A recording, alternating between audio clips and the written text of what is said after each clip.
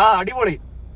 Section 325 ന്യായ സംഹിത, ഭാരതീയ ന്യായ സംഹിതയ്ക്കകത്ത് ഇപ്പൊ പട്ടികളെ ആരെങ്കിലും കൊല്ലുകയോ ദാരുണമായ ഒരു ഉപദ്രവം, അതായത് പാരലൈസ് ആവുകയോ ചെയ്താൽ, അല്ലെങ്കിൽ ചിലപ്പോൾ അംഗവൈകല്യം സംഭവിച്ചാൽ പോലും അയാൾക്ക് എന്താ പറയണ്ടേ, ജയിൽ ശിക്ഷ അനുഭവിക്കേണ്ടി വരും, നല്ല പിഴ കിട്ടും.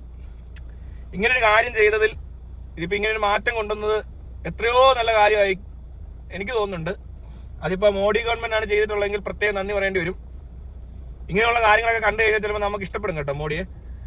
എന്താണെന്നറിയത്തില്ല, ഈ പട്ടിപ്രേമികൾക്ക് മോഡിജി നമ്മൾ ഈ പറഞ്ഞ പോലെയൊക്കെ മാറ്റി പറയിക്കുമോ എന്തോ. ഇത്ര നാളും വെറുതെ മോശം പറഞ്ഞ മനുഷ്യനെ പറ്റി. ഇങ്ങനെ പോയ പശുവിനെ മാത്രമല്ല പട്ടികളെയും അവരതിനകത്ത് ഉൾപ്പെടുത്തുന്നുണ്ടെങ്കിൽ വളരെ നല്ലതാണ്. പട്ടികളെ ആരെങ്കിലും ഉപദ്രവിക്കുകയോ കൊല്ലുകയോ ചെയ്താൽ അവരെ നമ്മളാരും തല്ലിക്കൊല്ലത്തൊന്നുമില്ല. ബീഫ് തിന്നാൽ തല്ലിക്കൊല്ലുന്ന പോലത്തെ മറ്റേ അത്ര ആളുകളാരും പട്ടി സ്നേഹികളില്ല. അതുകൊണ്ട് അത് പേടിക്കേണ്ട ആവശ്യമില്ല, നിയമപരമായി മാത്രം നേരിട്ടാൽ മതി. എന്താണെങ്കിലും ഇതെല്ലാവരും ഒന്ന് അറിഞ്ഞിരിക്കുക. കേരളത്തിൽ കഴിഞ്ഞിടയ്ക്ക്, കേരളത്തിൽ നല്ല പോട്ടെ, ഇഷ്ടംപോലെ ആൾക്കാർ ഇത് കൊന്നിട്ടുണ്ട് പട്ടികളെ. ഇനി അങ്ങനത്തെ ആരെങ്കിലും നിങ്ങളെ കണ്ണിപ്പെട്ടാൽ പട്ടിയെ കൊല്ലുകയോ ഭയങ്കര ഉപദ്രവിക്കുന്ന കണ്ട കേസ് കൊടുക്കാൻ നേരിട്ട് ചെകുത്താന്റെ പേജിലോട്ട് വിളിച്ചാൽ മതി. ആ സാധനം ഞാൻ ചെയ്തോളാം. മനസ്സിലായോ? ആരുടെയെങ്കിലും ഒരു വീഡിയോ എടുത്ത് ഇങ്ങോട്ട് ഇട്ടുക, അവനെ റെഡിയാക്കി കൈ കൊടുക്കുന്ന കാര്യം ഞാൻ ഏറ്റ്. ഇതിന് മുമ്പ് ഒരു പ്രാവശ്യം ആലുവ വെച്ച് ഒരുത്തിനെ പിടിച്ചാന്ന്. അന്ന് ഈ നിയമവും പരിപാടിയൊന്നുമില്ല, പോലീസുകാരോട് പറഞ്ഞിട്ടും കാര്യമില്ല, മൊത്തം കുളമായി കിടക്കുവാന്ന്. ഇനിയിപ്പോ പോലീസുകാർ ഇടപെടണമെന്നില്ല, ഇത് കോടതി നമ്മൾ ഡയറക്റ്റ് കൊടുക്കും. എങ്ങനെയാണോ ഇത് ചെയ്യാൻ പറ്റുന്നിടത്തൊക്കെ ചെയ്യാൻ പറ്റുന്ന പോലെ ചെയ്യും. ഒന്നും നോക്കണം, നിങ്ങൾ ആരും ഇടപെടണ്ട. ജസ്റ്റ് ആരെങ്കിലും പട്ടിയെ ഉപദ്രവിക്കുകയോ കൊല്ലുന്ന സാധനത്തിന് എന്തെങ്കിലും തെളിവ്, കൊന്നെന്നുള്ളത് ഇയാളാണെന്ന് വരുത്തി തീർക്കുമല്ല, കൃത്യമായ തെളിവുകൾ ഉണ്ടെങ്കിൽ നമുക്ക് അവനെ ആദ്യത്തെ അകത്താക്കുന്ന ആളെ നമ്മൾ ചെയ്യും. ഒരു സംശയവും വേണ്ട, ധൈര്യമായിട്ട് അയക്കുക. വീഡിയോ ആർക്ക് കിട്ടിയാലും കേട്ടോ, മറക്കരുത്. പട്ടികളെ ഉപദ്രവിക്കുന്ന സീൻ എവിടെ കണ്ടാലും ഇനി വിടരുത്.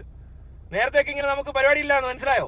ഇത് നമുക്ക് അവനെ പോയി നേരിട്ട് തല്ലാനോ നമ്മൾ മറ്റേ ഗോർ സംരക്ഷകരെ പോലത്തെ ആൾക്കാരല്ല, പട്ടി സംരക്ഷകരും പട്ടി സ്നേഹികളും. അതുകൊണ്ടാണ് ഇനിയിപ്പോ നമുക്ക് നിയമപരമായിട്ട് തന്നെ നേരിടാം. ഒരു കാരണവശാലും വിടരുത്. വീഡിയോ എടുത്ത് വെക്കുക, കൊന്നതിന്റെ തെളിവ് കൊണ്ടുവരിക, നേരെ എനിക്ക് അയച്ചു തന്നാൽ മതി. വേറെ എങ്ങനെ നിങ്ങൾ കൊടുക്കണ്ട, ബാക്കിയെല്ലാം ഞാൻ ചെയ്തോളാം. അത് പരാതി കൊടുത്തോളാം, കോടതി കൊണ്ടു കൊടുത്തോളാം, എന്ത് വേണം ചെയ്തോളാം.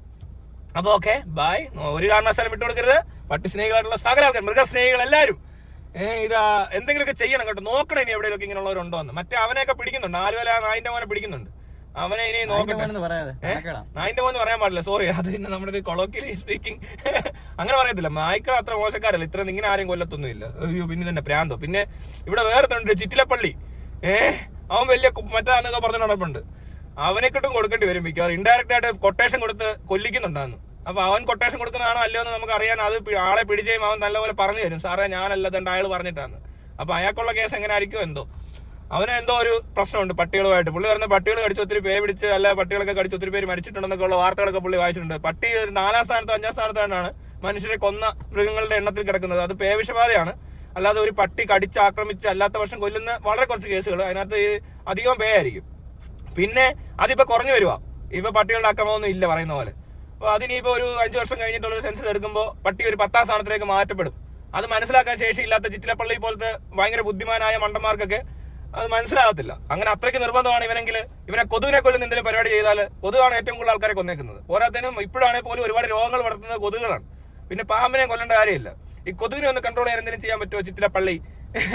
അതിനുള്ള ബുദ്ധിയൊന്നും ചിറ്റിലപ്പള്ളിക്കില്ല. ചിറ്റിലപ്പള്ളി ഒരു ബിസിനസ്സുകാരനാണ്. അപ്പോ മറ്റേ ഈ നമ്പർ ഇറക്കുന്ന, മനസ്സിലായോ, പബ്ലിസിറ്റിക്ക് വേണ്ടി ചെയ്യുന്ന ഓരോ തെണ്ടിത്തരം ഇതൊക്കെ. അപ്പൊ അങ്ങനത്തെ തെണ്ടികളൊക്കെ ഇനി നമുക്ക് നിയമപരമായിട്ട് നേരിടാൻ പറ്റും. ഏത് തെണ്ടിയാണേലും, അത് എത്ര വലിയ തെണ്ടിയാണേലും എത്ര ചെറിയ തെണ്ടിയാണേലും അവനെ ഒന്നും വെറുതെ വിടേണ്ട ഒരു ആവശ്യമില്ല. നിങ്ങൾക്ക് എന്തെങ്കിലും സാധനം ഇതുപോലെ കിട്ടുവാണെങ്കിൽ അപ്പൊ തന്നെ വീഡിയോ എടുത്ത് അയക്കുക. നമുക്കത് വേണ്ട രീതി മാക്സിമം ചെയ്യാവുന്നതിന്റെ മാക്സിമം ചെയ്യണം. അത്രേ ഉള്ളൂ.